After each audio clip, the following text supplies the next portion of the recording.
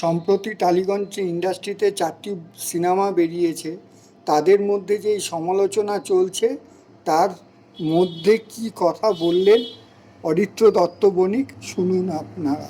কিন্তু পাচ্ছে অবশ্যই ইকুয়াল ডিস্ট্রিবিউশন হচ্ছে না। খাদান যদি 100টা শো পায়, আরেকজন হয়তো 10টা শো পাচ্ছে, কেউ হয়তো 50টা শো পাচ্ছে, কিন্তু তার মানে এই নয় যে এটাই চলবে। আপনারা দেখুন না, 1 সপ্তাহ, 1.5 সপ্তাহ, 2 সপ্তাহ দেখুন না, আমরা বহু ছবি দেখেছি। মানে ক্লাসিক্যাল ফিল্ম নিয়ে আমি কম্পারিজন করছি না, এখনকার দিনের লেটেস্ট ট্রেন্ডেও আমরা প্রচুর ছবিকে কিন্তু দেখেছি যে সেকেন্ড উইক, থার্ড উইকের পরে কমপ্লিটলি বক্স অফিসে রিভার্স এফেক্ট হয়েছে। কিন্তু বাংলা ছবির ক্ষেত্রেও প্রযোজ্য। আজকে এই 4টে ছবি তারা অ্যাপারেন্টলি অবশ্যই পরস্পরের সাথে কম্পিট করছেন। কে বেশি হলে মানুষকে আকর্ষণ করতে পারবে, কার রোজগার বেশি হবে, কার বক্স অফিস কালেকশন কত হবে, এটা তো খুব স্বাভাবিক একটা হেলদি কম্পিটিশন, এর মধ্যে কোনো অন্যায় নেই। কিন্তু এই 4টে ছবি, পরস্পর প্রতিযোগী 4টে ছবি 1 সপ্তাহে রিলিজ করার ফলে যে ইন্টারেস্টিং ঘটনাটা ঘটেছে সেটা হচ্ছে যে অন্য ভাষার বিভিন্ন ছবি প্রচুর শো কমিয়ে সেখানে কিন্তু বাংলা ছবিগুলোকে জায়গা দেওয়া হয়েছে। বহু ছবি, হিন্দি ছবি কিংবা কোনো ইংরেজি ছবি চলছিল, হয়তো কোনো দক্ষিণী ছবি চলছিল, সেইগুলোকে কিন্তু বেশ খানিকটা শো কম দিয়ে এবার বাংলা ছবিগুলোকে জায়গা দেওয়া হয়েছে। এই জায়গায় কিন্তু 4টে ছবি ইকুয়ালি একটা ডিভিডেন্ড পাচ্ছেন, যে বাংলা ছবিগুলো কিন্তু ফোরফ্রন্টে আস্তে আস্তে চলে আসছে। এবার হ্যাঁ, একটা জিনিস এখানে আছে, সেটা হচ্ছে যে অন্যান্য বাজারেও একটা প্রভাবের গল্প থাকে, এইখানেও একটা প্রভাবের গল্প আছেন। আজকে ধরুন দেবের প্রোডাকশন কোম্পানি থেকে খাদান ছবিটি মুক্তি পেয়েছে, কিংবা রাজ চক্রবর্তীর ব্র্যান্ডে সন্তান ছবিটা যখন মুক্তি পাচ্ছে, যখনই দুটো বড় কম্পিটিটর বা বড় প্রোডাকশন হাউস ছবি রিলিজ করছেন, তখন অবভিয়াসলি ডিস্ট্রিবিউশনে তাদের দিকে খানিকটা বায়াস থাকে। এটা যে কোনো বাজারের ক্ষেত্রে প্রযোজ্য। একটা স্টার্ট আপ যদি আজকে স্টারবাক্সের সাথে কম্পিট করতে আসে, অবভিয়াসলি স্টারবাক্স একটা স্টোর খুলতে গেলে যে অ্যাডেড বেনিফিটটা পাবে, একটা স্টার্ট আপ ক্যাফেটেরিয়া কিন্তু সেই বেনিফিটটা পাবে না।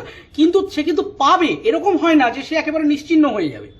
এবারে ইন্টারেস্টিং ব্যাপারটা হচ্ছে যে অনেকেই এখন যে খারাপ খেলাটায় মেতেছেন, যে ক্রমাগত একজন আরেকজনকে কুৎসিতভাবে আক্রমণ করছেন, কেউ টোন টিটকারি করছেন, কেউ মানে খারাপ কথা বলছেন, মানে এমন একটা ব্যাপার তৈরি করছেন যেন আপনারা নিজেরা নিজেদের শত্রু। আমাদের মাথায় রাখতে হবে যে এই 4টে ছবি কম্পিট করছে মানে এরা কেউ কারো শত্রু নয়, প্রতিযোগী আর শত্রু, এই কথা দুটোর মধ্যে একটু পার্থক্য আছে।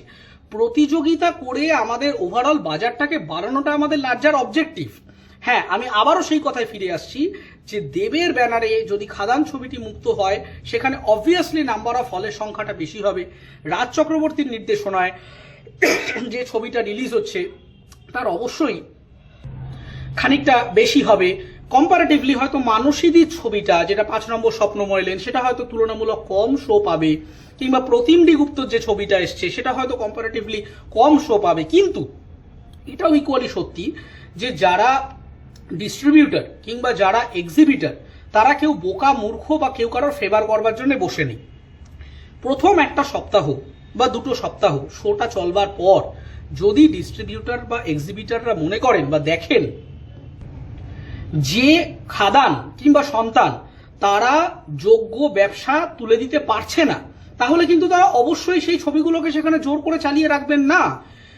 ডিস্ট্রিবিউটর কিংবা এক্সিবিটর তারাও তো আলটিমেটলি ব্যবসায়ী, তারা বাংলা ছবিকে জায়গা দিচ্ছে মানে তারা এখানে মোটেই কারোর ফেভার করবার জন্য বসে নেই।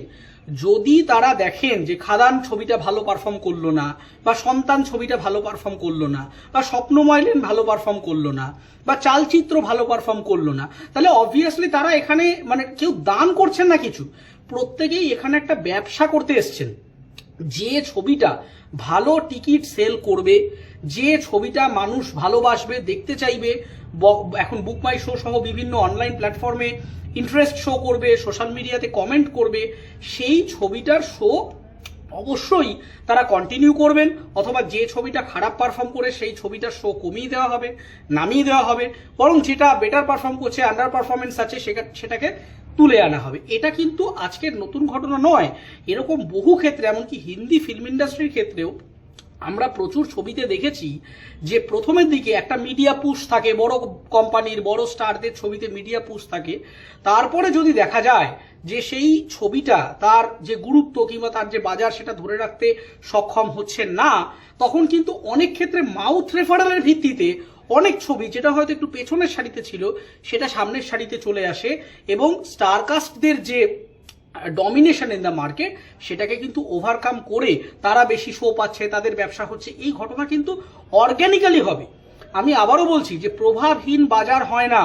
একজন সুপারস্টারের ব্যানারে একটা ছবি রিলিজ হলে অবভিয়াসলি তার কিছু অ্যাডেড অ্যাডভান্টেজ রয়েছে বলেই তিনি সুপারস্টার, কিন্তু তার মানে এই নয় যে তিনি অমনিপটেন্ট, যে মানে তার সমস্ত কিছু তার কন্ট্রোলের মধ্যে রয়েছে এবং তিনি যা ভাববেন তাই হবেন, এটাও কিন্তু হয় না। আপনারা যারা মনে করছেন, বিভিন্ন টোন টিটকারি করছেন যে হ্যাঁ দেব মানে একটা বাজে ছবি বানিয়েছেন বা হোয়াট এভার ইট ইজ, সেটা হতে পারে। আপনার সমস্ত কন্টেন্ট সবার ভালো লাগবে তা নয়। আপনি মনজিনিসের থেকে কেকটা কিনলেন, আপনার কেকটা ভালো লাগলো না, হতেই পারে। আপনি পরের দিন মনজিনিসে যাবেন না মিও আমোড়েতে যাবেন, বা মিও আমোড়েতে যাবেন না পরের দিন কেকসে যাবেন, অন্য কোনো দোকানে যাবেন। এই পুরো ডিসিশন মেকিং, পারচেস যে ডিসিশন, এর সম্পূর্ণ ডিসক্রিশনারি পাওয়ারটা রয়েছে কনজিউমার বা কাস্টমারের হাতে। এবং আবারও বলছি যে প্রভাব খাটিয়ে যদি আপনারা মনে করেন যে আপনাদের সাথে আনফেয়ার ট্রিটমেন্ট হচ্ছে, এটা যে কোনো বাজারের ক্ষেত্রে সত্যি। একটা স্টার্ট আপ যদি একটা রিলায়েন্সের মতো কোম্পানির সাথে কমব্যাট করতে যায়, তাহলে তাকে বেশ খানিকটা আনফেয়ার ট্রিটমেন্টের মধ্যে দিয়েই যেতে হবে। এটাই ক্যাপিটাল কর্পোরেট মার্কেটের একটা নিয়ম। কিন্তু তার মানে এই নয় যে আমার প্রোডাক্ট যদি ভালো হয়, আমার সার্ভিস যদি ভালো হয়, আমার জিনিসটা যদি ভালো হয়, তাহলে কনজিউমার কিনবেন না। হ্যাঁ, স্লো বাট স্টেডি উইন হবে। হয়তো মানুষের মুখে ছড়াতে সময় লাগবে, হয়তো আপনি যে ছবিটা করেছেন, এখন সোশ্যাল মিডিয়ার যুগ। এখন আগেকার দিনে ওই কয়েকটা পিআর এজেন্সি পেইড পাবলিসিটি করে দিল মানেই সেটা একেবারে দর্শক মানে গিলছেন, তা হয় না। কারণ এখন কিন্তু এই ইউটিউবারদের একটা বড় ভূমিকা রয়েছে। স্বতঃস্ফূর্তভাবে মানুষজন ফেসবুকে তার ভালো লাগা খারাপ লাগা এই জিনিসপত্রগুলোকে বলছে, ফলে